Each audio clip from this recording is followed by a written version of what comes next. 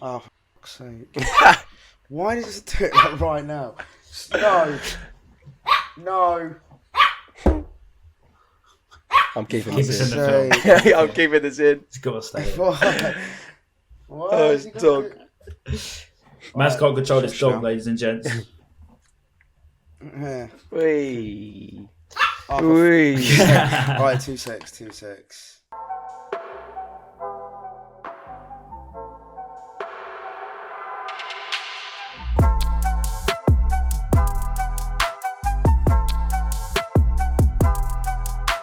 Hello and welcome to Seagulls Social, Season 3, Episode 16. We, of course, are your boys, Maz, Ryan and Ben. And, boys, it's... What a time to be alive, Phenomenal. to be honest. What a time to be What a alive. time. Just off the back of our Carabao Cup win at league leaders, nonetheless, Arsenal 3-1 win. What an evening of football that was. And let's kick off, Ben. Let's kick off with yourself because before we get started, we did see. So I went to the game last night and I saw Ben. Yes, that's win. I know, yeah. Finally, he was able to get to a game. And I saw Ben, and he was slightly intoxicated, and Slightly. Find it hard to believe. just slightly. And this doesn't really make sense in the grand scheme of things. But he queue jumped, as in just skipped the whole queue, whilst like, it was Just about to talk, yeah. 40 Didn't fans. even want to queue for anything, though. Yeah, 40 fans were just waiting to get a drink / food. Ben just skips the queue and just orders himself Fame's a gone to his £12 head. burger and chips. Fame got to his head. Wait. Let me just straighten this out. I went to go speak to Maz, Witt, and G, and then I was talking to them, and then we just ended up being at the front of the queue. And then the guy was like, "Do you want anything?" And I just went, "All right then." We were at the front of the Popcorn, queue. anyone. We were at the front of the queue. You skipped the queue. Anyway, that's a very pointless story. Anyway, Ben, talk us through the game. Go. Yeah, it's phenomenal, mate. Oh, mate, so good. And yeah, like you said, what a time to be a Brighton fan. Beating Chelsea a couple of weeks ago 4-1, and then beating the league leaders Arsenal on their own turf 3-1. Like, Brighton Hove Albion have just done that in the space of a couple of weeks. It's mental if you deep it against two giants in football, in world football, and we've absolutely spanked them, both of them, in the space of 2 weeks. It's been brilliant. We played so good. It was just so nice to see fresh faces coming in.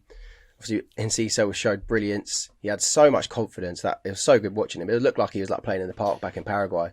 It didn't look like he was playing against one of the best centre backs in Saliba. Yeah, in front of like we just 50,000 played fans as well. phenomenally. That's like so good. another thing, isn't it? It's like, the stage he's on is mad. On the carpet, and we played fantastic. And Brian? Yeah, just I was really impressed with Sarmiento as well. Like every single time I see him play, it's so exciting, and he seems to have such a great way of, even if he doesn't get the ball much, as soon as he does, he can create something. And same with Enciso. We haven't seen this in obviously Mitoma as well, but we haven't seen this in two individual players to just be so direct and so intentful when they come forward. And actually creative as well. Make something of it. It's not just like a pointless run that's a blind alley and that's it. We come forward with intent now. It's so exciting to watch. I mean, we scored 10 goals in our last 3 games under De Zerbi, 3 straight wins now. I mean, it's mad. It's the sort of football that is, as I said last time out, he hasn't tampered with anything at all. He's just added to it, De Zerbi. He's brought the next level that we've needed. It's actually a massive blessing. Unreal. Potter leaving has literally been a blessing in disguise, it seems. At the moment, yeah. obviously, I'm not getting ahead of myself, but it seems like it's done us a massive favour in the weirdest way possible. I've seen a few people using that, people are saying that we're still getting the effects of Potter's coaching, so it's not De Zerbi. People were saying it's because of Potter's coaching that he was still so playing. good. I'm just like, how does that even work? But yeah, also big shout out to for me personally. I thought Gilmore and Colwill, I thought they were fantastic. Like, Gilmore was brilliant. I thought he won the ball. He won the ball so much. Go on, my little star boy doing that as well. I really want him to do well for us. Yeah, he was great, and I love that. And Cole was a tough one because, this whole debate is like, he's not ours. We're sort of developing a player that's not ours, and that sort of you don't want to love him because he's going to leave. It's one of them, especially as Chelsea now, who we hate, absolutely despise. But I thought Cole again, he was brilliant. His only thing for me that maybe let him down slightly, this is just a massive sort of over criticism, but his distribution wasn't as great as I probably would have liked. But he aerially, defensively. Just he's a big guy, isn't he, Cole? He's actually probably surprisingly, he's a really big guy, isn't he? Yeah, you don't realise until you see him, to be fair, it's my first time seeing him actually in the flesh playing. So you don't realise how big he actually is physically, and those two players for me, really stood out. But again, obviously Mitoma, like you said, Sarmiento as well. Shout out to him for the assist as well, because he could have easily, made the wrong decision. Instead of going left, he could have, tried to take it on himself or all that kind of stuff. So, it was just an all-round... That goal. Fantastic. That Mitoma goal. Let's talk about the build-up to that goal. Good. The build-up was so good. They're so good, Obviously, go on, Ben. Donkey spreads the ball out wide.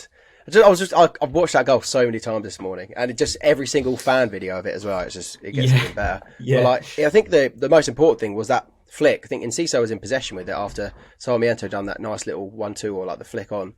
And then Veltman saw it and the ball was in between Enciso's legs and just saw Sarmiento making that run, just kicked it out of Enciso's possession and just played him through, and I was like, that was brilliant. Just that caught everyone by surprise in the Arsenal team.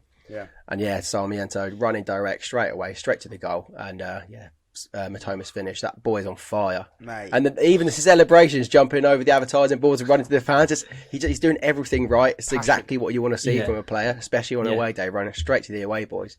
Such a good goal. Such a great goal. Ryan?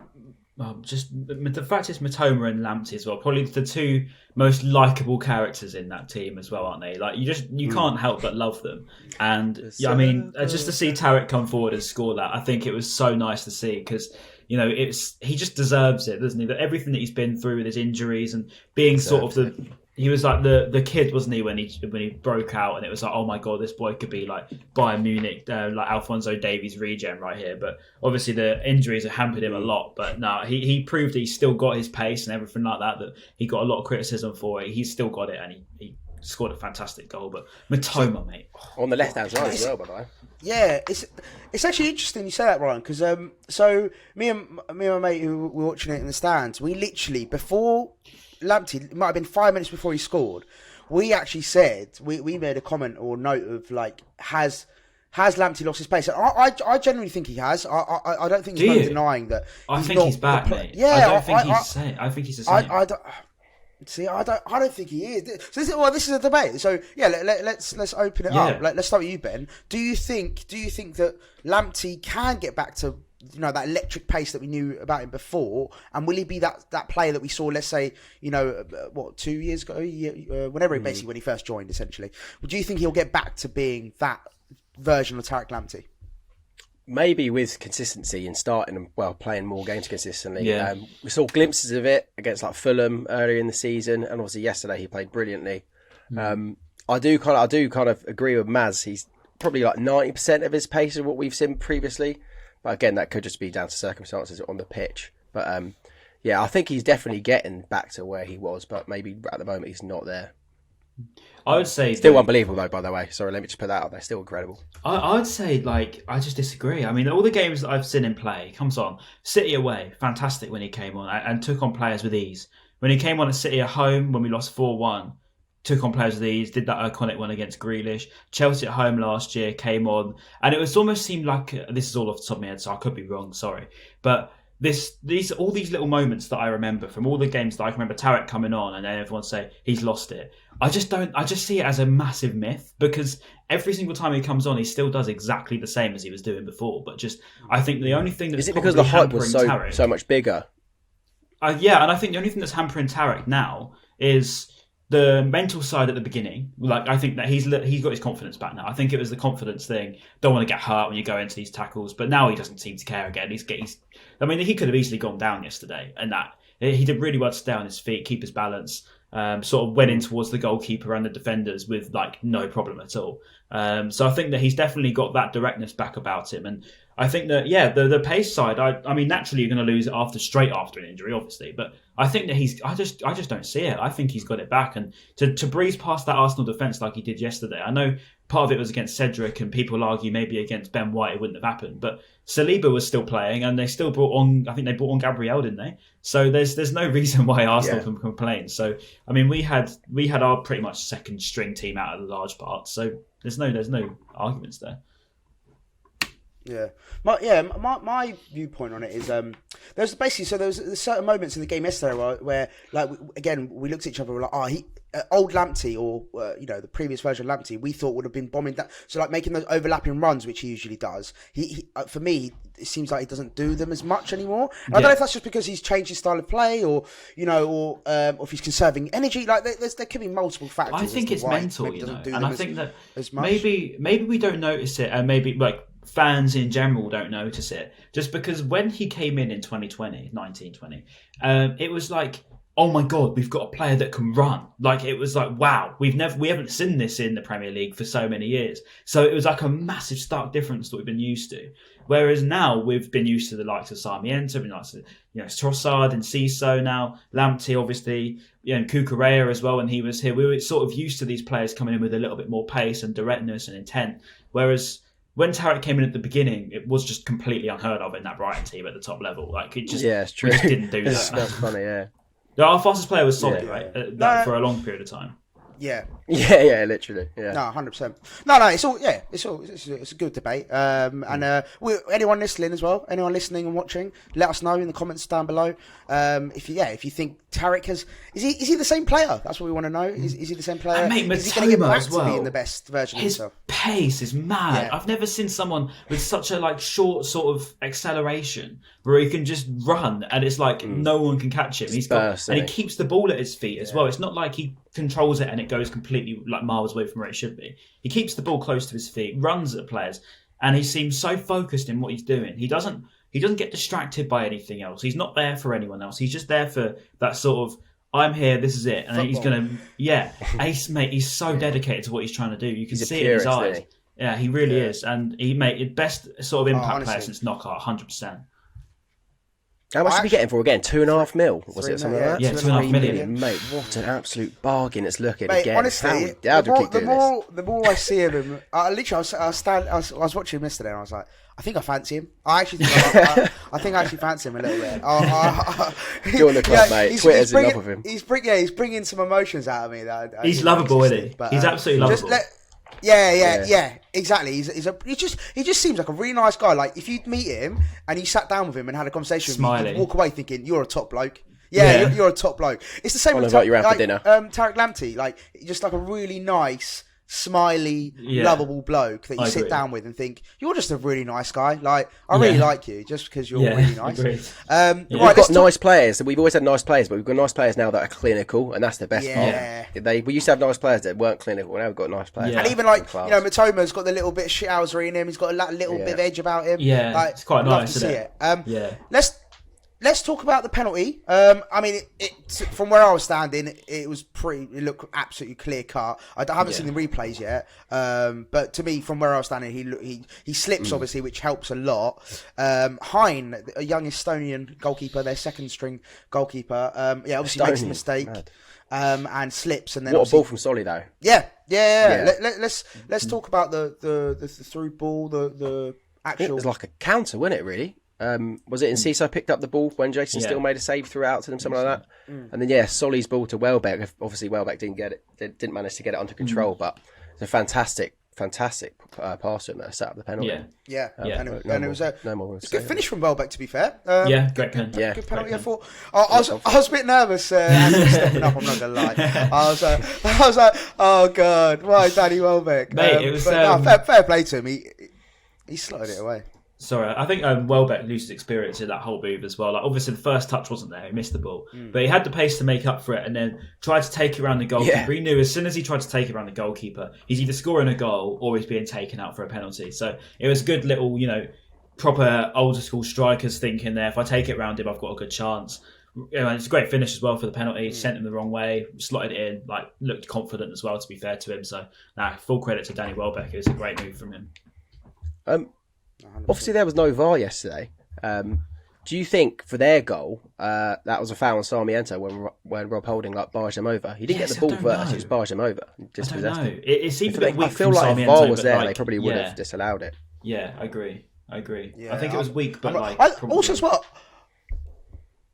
I swear, after one of was it our second goal? I want to say there was a slight delay before kickoff.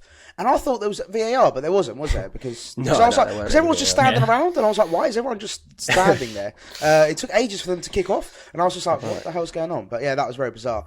And also, just quickly as well, I know this is it's not, a bit of a shout, but I thought Reece Nelson played well, to be fair, especially in the first half. I felt like Arsenal in the first 20 minutes, Arsenal obviously up until their goal essentially. I thought and Nketiah as well, he's clinical. That was a good finish from him. Yeah, that was a great finish. Which is interesting. Yeah, I remember, and he came over, didn't he? Celebrating in front of us. I was like, you fucking prick. Wish you signed for us, mate. Yeah. Because we were linked with him, weren't we? And it's an interesting one. It's like, would you take him right now? As in, would you still take him to bolster the squad or not? 100%. Yeah, he passes the eye test every time I watch him. He's like a Mitoma. He comes forward. He's so clinical. He's very quick, very skillful. I love him. I wanted him at the time, but we could have got him as a free agent before he went on that little run, didn't he? And he is that goal scoring number 9, isn't he? That's the kind of striker that I personally would love to have in the squad. Ben, would you want to see him sign for the shagging Seagulls? I absolutely would. Yeah, I would. I feel maybe it's just me being stupid, but I feel like if we want to sign a striker, we can do better than Nketiah. I think. Whoa! It's not going to happen anyway. Maybe this is my Football Manager brain. We're not going to be signing as a striker anyway. No, so it's not going it's not going to happen. Mate, Ben's like, if we can't get Haaland, we don't want him, mate. We don't want to know. Hold that, Arteta. Right, mate. I signed Ivan Toney on my Football Manager 23, which came out the other day, and he got injured. He's out for 2 months, so he's going to miss the beginning of the season, which is great. Yeah.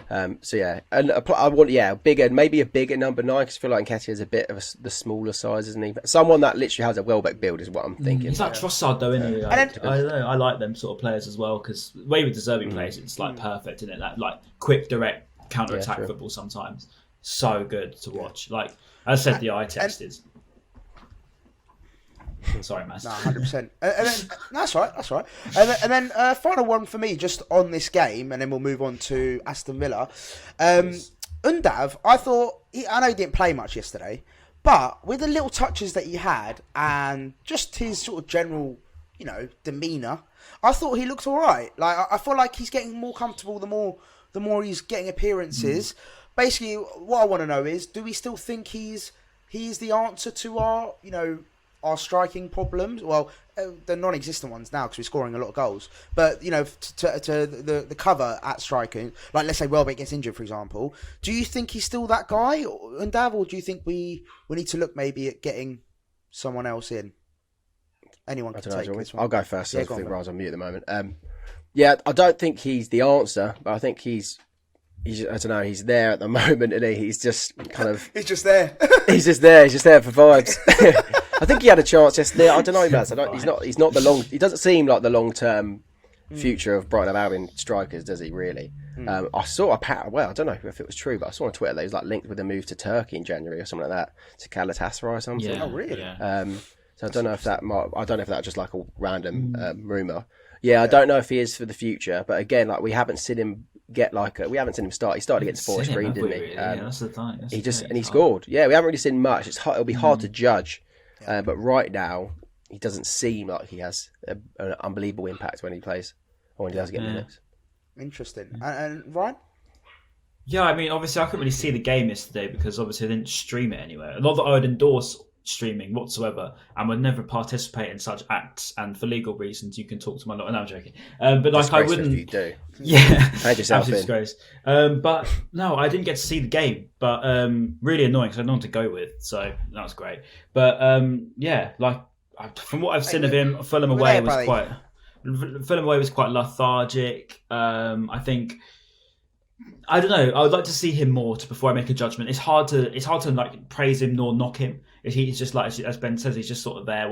Once he's got more than like sort of 20 minutes here and there, it'd be easy to judge, I think. But like Mitoma, he comes on and sets it alight straight away and then deserves to start. So, players like Mitoma, you're like, you deserve to be in that team because you've proven it. Sarmiento pushing it and Ciso pushing for it. You want to probably see that a little bit more from Ndava. I know he's not a direct, quick forward, but just to be able to show a little bit more maybe is what you might want to see. But that's just me. That's true. Love it. Right, boys. Well, yeah, but just to summarise then, what a fantastic result. I know it's the Carabao Cup, which a lot of people might think, well, but if we could win the Carabao Cup, that would be huge. There's a lot of talk about it at the beginning of the season. Because people were saying we have a decent run, there are decent chances when people come back from the World Cup and there's the next round. Yeah, teams will be wanting to rest. Yeah, the dog.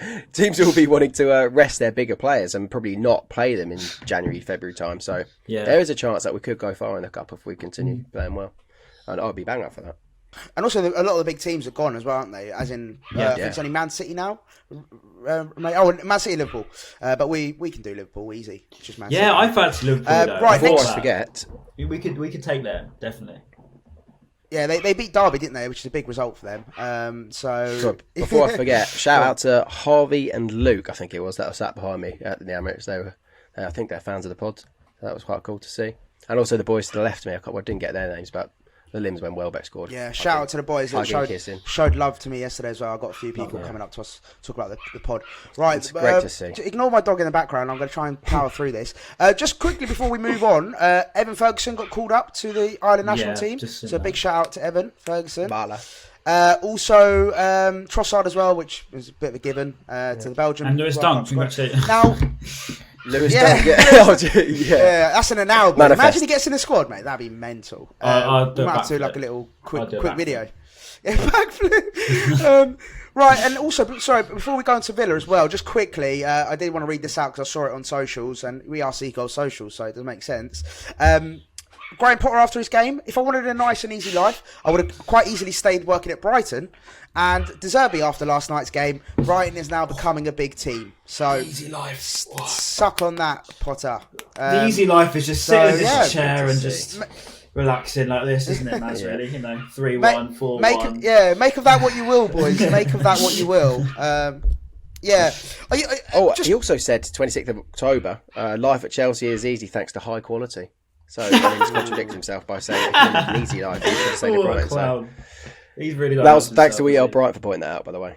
Yeah, fair enough, mate. The thing is, I agree with Naylor's tweet this morning because I know he put a tweet on saying can we all just agree that Potter did a good job for us? Of course we can.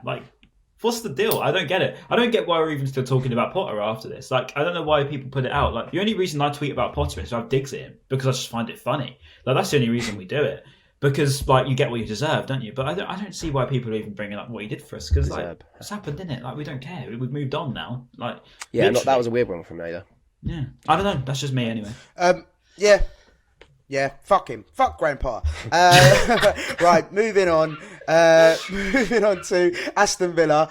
Big game. Last game before the World Cup break. We are currently in 6th position. Villa. I haven't actually done the maths yet. But if we win that game, we can potentially go top up of the league, mate. Top of the league. No, we can go 5th if Man United lose. Is that right? Which 5th? I mean, still, I'll take that. 5th before Christmas. Before the World Cup. It's before break. Christmas as well, isn't it? So, when do we come back? The 18th. There you go. So, we might play. I know. I don't know. It's Southampton away, isn't it? Because I know that. I know that one. But it is Southampton. Southampton away. Yeah, Southampton away on the 26th, which is pretty mad. And then we got Arsenal at home. Then Arsenal just before New Year's. So Ryan, kick us off, mate. Aston Villa. How do you see that game going? It could be a good evening, I think, if we get it right. I think, but I do worry about him, if I'm being honest, Emery, just because he's had a good track record, won against United 3-1 first game.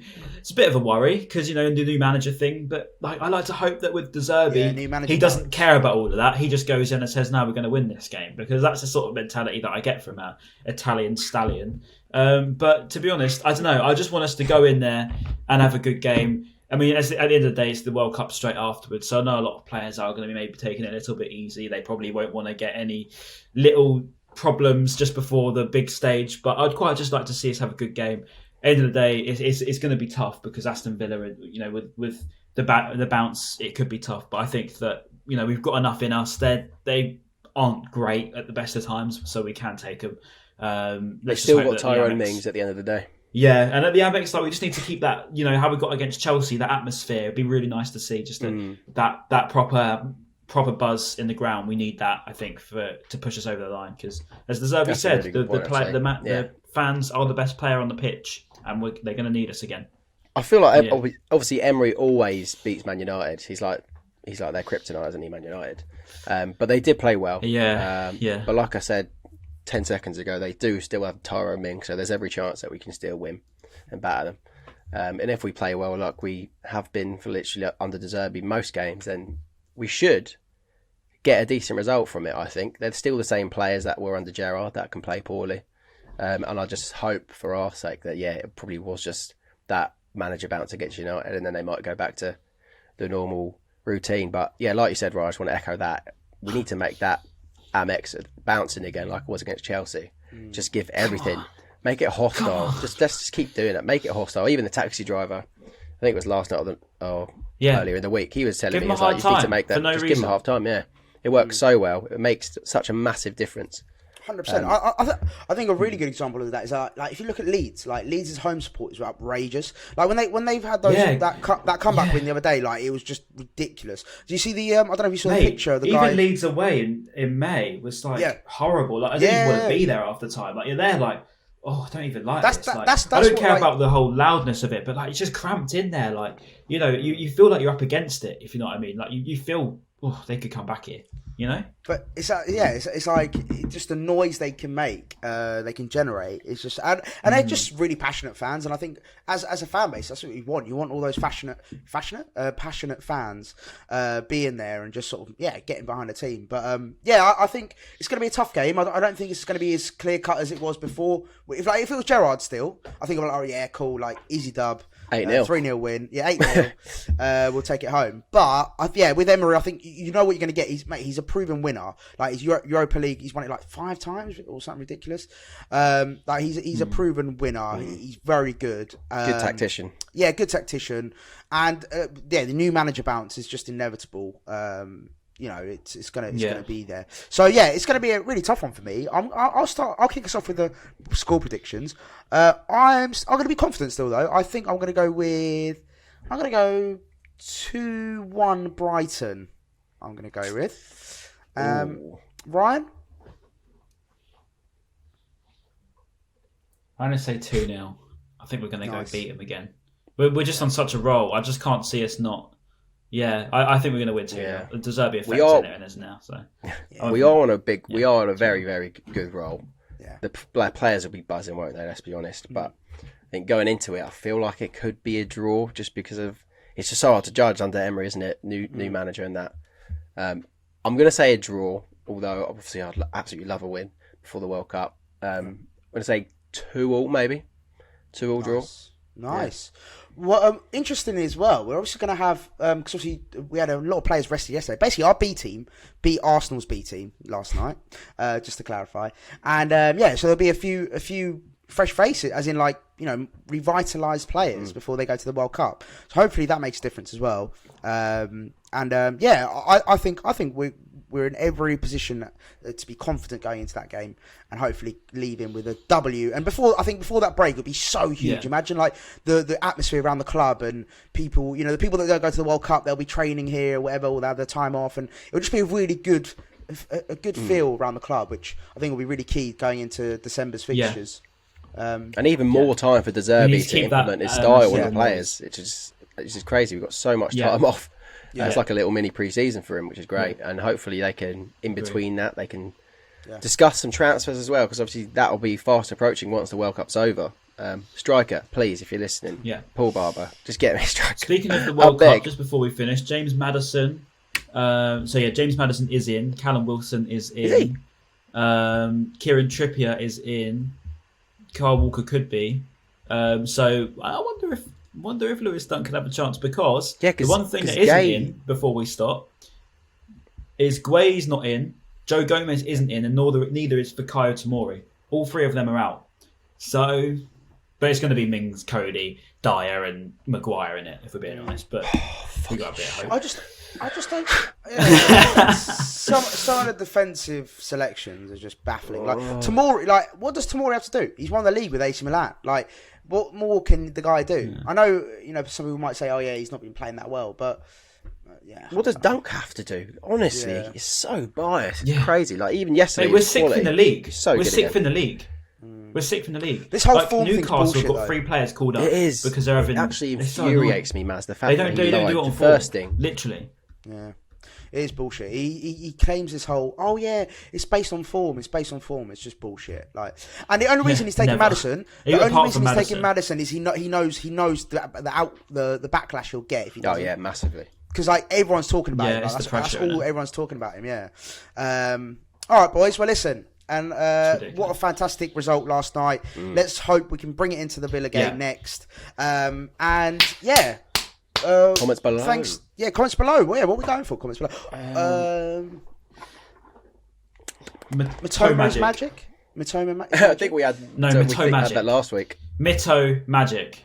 Did we? We had Mitoma Magic at Molineux, remember? Mitoma Magic? Yeah, we did, yeah. Mitoma Magic at Molineux. Oh, yeah, I was going to say Mito Magic. I thought it was cool. Is it? Should we go with... it's got to be him, though, isn't it? Like, who our else? B team's better than yours? Sarmiento? Our B team's better than yours, that's funny. What about Sarmiento? Or Enciso? Yeah. I don't know. I feel like Mitoma's the one that probably deserves it out of everyone. Deserves it. This is Sarmiento. Silly Sarmiento. I don't know. Right, let's just go. Our B team's better than yours. Yeah, our B team's better than yours. Yeah, our B team's better than yours. Our B team's better than yours. Right. Thank you so much for listening. Apologies for my dog in the background if anyone's been listening and hearing him. Please hit that like button and subscribe if you're watching on YouTube. Yeah, hopefully. Hit the like and subscribe button if you're watching on YouTube. And of course, keep streaming it on all these Apple, Spotify, all that good stuff. And we'll see you after the Villa game. Peace.